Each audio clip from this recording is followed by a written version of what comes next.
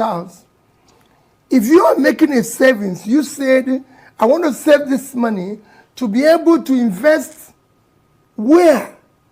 You have to invest in critical areas of development.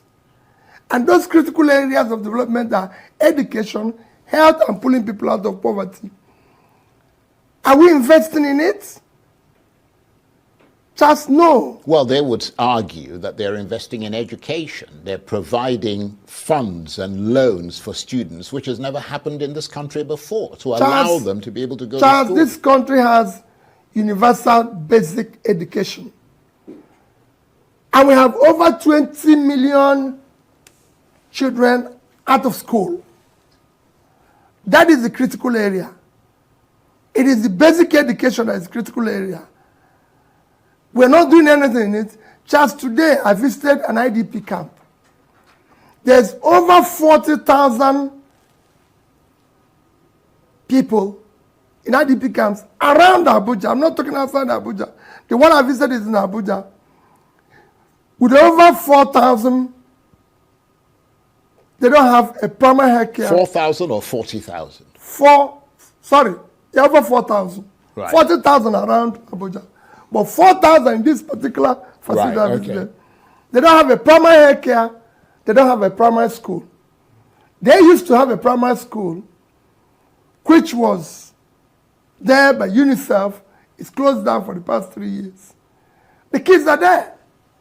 There's no primary school. There's no health care. So, if you don't have that in Abuja, where do you have it? Where? And this is the one you said is free. Free and compulsory. So where are you investing the money? So your conclusion then is that there isn't a clear plan and a trajectory, that it's kind of all over the place. That is convincing. Because you have said, I'm removing this, you have to sacrifice, you have to suffer. Where are you investing it? It has to be clear. It has to be verifiable. It has to be visible. People have to see it. They have to feel it. Right. Let me move away slightly from the economy, because you have suggested that President Tinubu's political decisions and counter decisions are both a cause for concern and a potential threat to Nigeria's democracy. Broadly, tell us more. Well, I've said it and I maintain, Charles, there's no democracy in Nigeria today. Nigeria today is not a democratic country. Let's stop telling ourselves lies. If you look at all the tenets, look at all the yardstick of measuring democracy, it doesn't exist here. Simple definition, democracy is government of the people, by the people, for the people. Today, the government we have is not of the people. It's not by the people because the people didn't vote. It wasn't their votes. I'm not just talking about presidency. Across the line. Look at what happened in Edo. Can you call that democracy?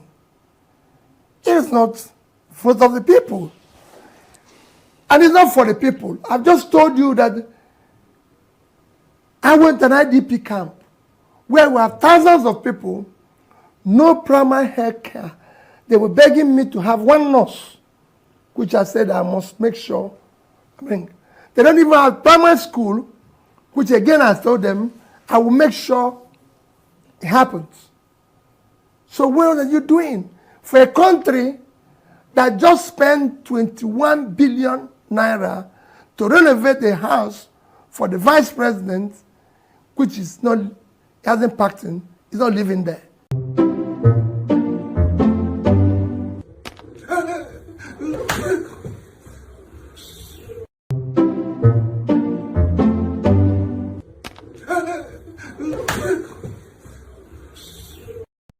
Yeah. I like the way they actually worked out, right? It's like when was about to kind of dip his teeth, sink his teeth inside that chicken. It was like, like that in the T-pain economy. So now people are saying, you know what? It's like we don't have to worry ourselves anymore about their coalition or anything. With Natasha's homecoming yesterday, this is what people are saying. You know, they said, let's say, don't solve with that, right? Maybe you could do Obi Natasha 2027. How about that? Obi Natasha, President Natasha, being a Vice President Natasha. So back to Kogi and to what happened yesterday, right? When Natasha returned back to Nigeria, despite all the other threats of arrest or even attack. So she came out, she said, well, Akpabiole was working with Yeye Bello in trying to kill her, right? Then when you see the crowd, when you see the crowd that came to welcome her, somebody said they are natural, that she didn't have to even pay anybody to come out.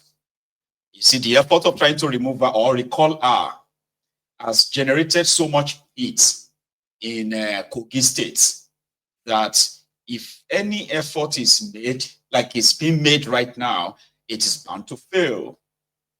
But just before we go to Kogi, we'll both go say bye-bye to Koolu. Earlier, we are grown-up men lying the side of the aircraft to wave at the airplane or the aircraft as Koolu goes on 2 weeks.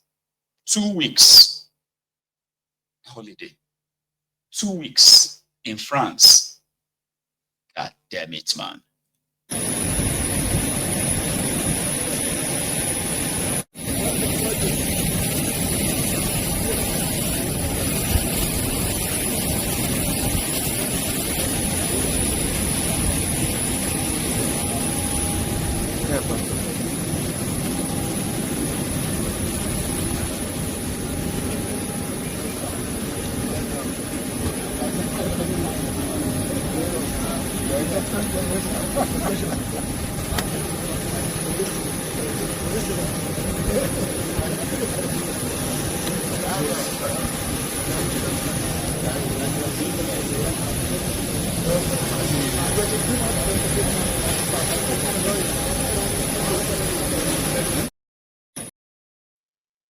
I'll see you later. So Tinubu will be back by the 16th or 17th of April. So if we not survive till that time, so good luck to you. Go back to Kogi. Yeah. What is happening in Kogi State or even in the Nigerian Senate today is pathetic, is unfortunate, is not right for the democratic, setting. Senator Natasha Akpoti-Onuaha, what you saw yesterday, or even prior to yesterday, has been a show of consistency. She has demonstrated firmness, willpower, against all odds, that I will do what is right. You see, what Nigerian people haven't known is that the ban or the curfew imposed on our people, first, my brother in the studio is from Amala local government. It's quite far from even us. I am from Adavi local government. I was born and bred in Okene local government. I have worked across the 5 local governments that constitute Kogi Central, which Senator Natasha Akpoti-Onuaha is representing. So whatever I'm saying here today is not an abstraction of concrete reality, instead the fact of the matter. So I have direct experience, not a hearsay. As of today, Senator Natasha Akpoti-Onuaha is the most populous, is the most accepted leader in Kogi State or even Kogi Central.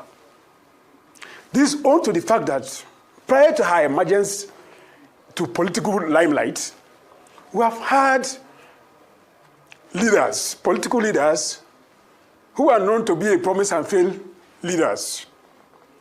But in our own case, who have known, who have seen that the reason they are in politics, or they have seen politics as economic gateway to success. But in Senator Natasha's case, it's different. It's all about the people. In fact, let me tell you, let me shock you, sir. What the government of Kogi State did yesterday, they were successful. People don't know this. The people you saw yesterday are not up to 10% of the people that plan to come out to welcome their most cherished daughter, to welcome the leader who went through the most persecuted election in Nigeria, promised to deliver good governance, inclusivity, empowerment to the people. And she never makes excuses. Rather, started doing what she promised to do, beyond our expectation.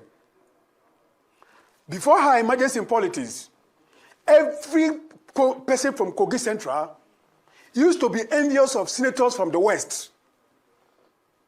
I am telling you, go and check your statistics. But as of today, Natasha is, Natasha is their own golden girl. And that's the person they want to take away from them. And, they would have to put in everything to stop that. Prayer docents, thank you so much, ma'am, okay, for that reach out. So thank you. Same thing goes to Kingsley Ogiriaki. Thank you. Akpabiole has his own chief of staff or an advisor who is also from Kogi. So he went on to Sheun's Mike on a program on YouTube and made some, the usual, defending his boss, made some, some revelations that a lot of people have actually entered him, tore into him. You will say anything to defend Akpabiole, won't you? But he did say that he has a history with Natasha, right? And his reaction, let me play for you. Your petition and start showing your evidence. He reluctantly took, that is the petitioner, reluctantly took his oath and refused to adopt his petition, showing that they were not ready. I know what I'm saying when I say this is empty. It's empty. Then again, ask yourself, if Senator Natasha was quick enough to take Inform Patrick, one of junior aides to the SP, to court for a defamatory statement she felt he made on his Facebook page, even though he said his Facebook page was hacked, that referred to her as robbing pancake and wearing transparent clothes. Why has he not taken the SP to court on this issue of sexual harassment, which is a more serious case? Why would she have gone to court on that Facebook post by a mere aide? And the one you have accused the man of, you have refused to take him to court or to the police. Ask yourself that question. What's your relationship like with Senator Natasha now? Oh, completely broken. He completely broke in July. In July 2024, when she felt that's your friend's wife. Yeah, when she felt I should never have gone on television to defend. In fact, she sent me a text that is so. What was it like? Derogatory. I released it on the Arise morning forum. I had to release it because I was dead to release it. I had promised myself my wife wouldn't see the text, but I had to release it. What did she say in the You want text? me to release the text? No, that's fine. If you can go ahead. You can scroll it. That's what she is that what it is? Okay. Yes, it can be scrolled. You can read it. So, all right. She owned up to it on the Arise Morning Forum. It calls you a betrayer of trust. That was sent to me on the 26th of July, 2024. Are you scrolling? How do you? Yes, we're scrolling that. How do you feel about this?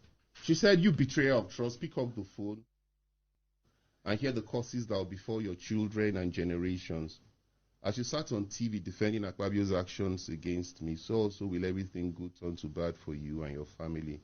Is your mother, your wife, and every female in your household that is a stripper, a prostitute, a club girl, and all the world connotes. My mother is dead. I felt bad, but I let it go because of my relationship with Aleva. Have you forgiven her? I've forgiven her. In all honesty, if I didn't forgive her, my relationship wouldn't have continued. If you see her today, what would you be telling her?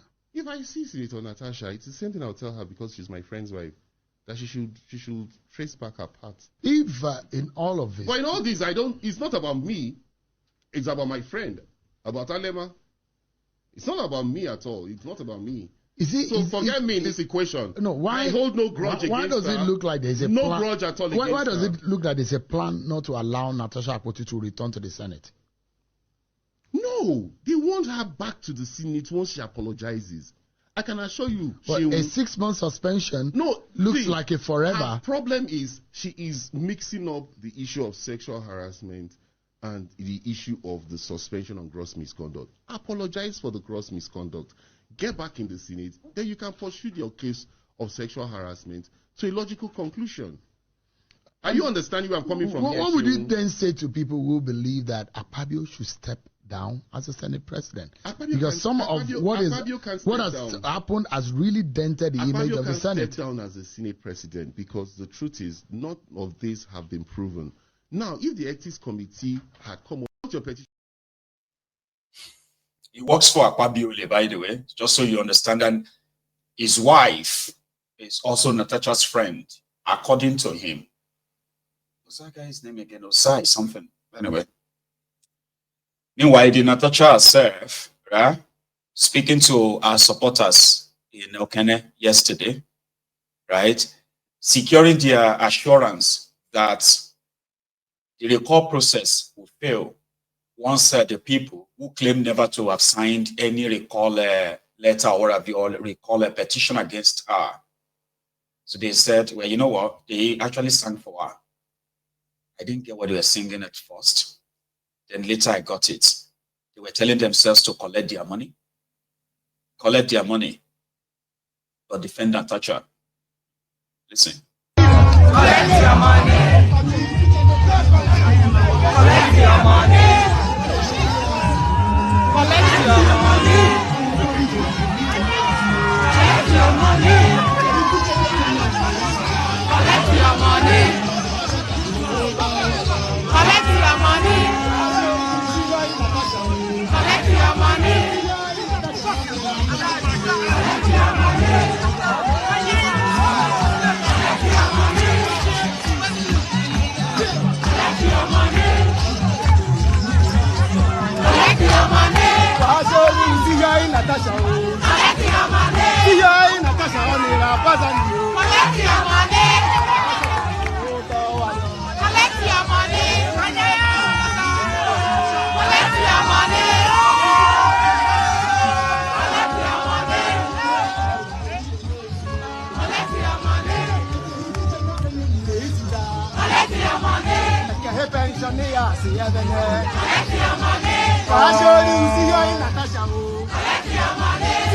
Natasha, on the Rapadan, you collect your money because the Usher can go collect your money.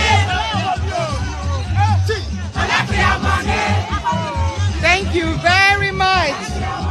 Collect your money. They're coming around you, pump your various words, trying to bribe your conscience. When they give you money, collect your money. The money they go about sharing. That's the money for pensioners. That's your salary they all pocketed. So collect your money. Collect your money. Rafubi. My guy. That's what they talk about. Say, collect your body, collect your body. Now, the money when you go collect, will come hook you for neck like that. Yeah. Because we collected money, they said we had to do it. That's why we had to do it, kind of. So she was also honored that, a gala night organized by the Arise News, this day newspaper. I don't know if they gave her an award. I think they did. Benefiting hundreds. Our work addresses infrastructure gaps with projects like road lighting and water supply. Focused on reviving Ajakuta steel, she is committed to impactful legislative action. Yes, indeed. We were expecting that applause. Now, up next, Mrs. Hadiza Bala Usman. Round of applause. Hadiza Bala Usman is Special Advisor to the President of Policy. This morning, I almost didn't feel like attending this event, but my husband had to speak to me. Courage, he said. Natasha, it doesn't matter what the media has narrated of you. That doesn't define you. And walking up here, the cheers I heard from you all just reaffirmed the journey that you One must find courage even to speak the most difficult of things. And today, I'm being honored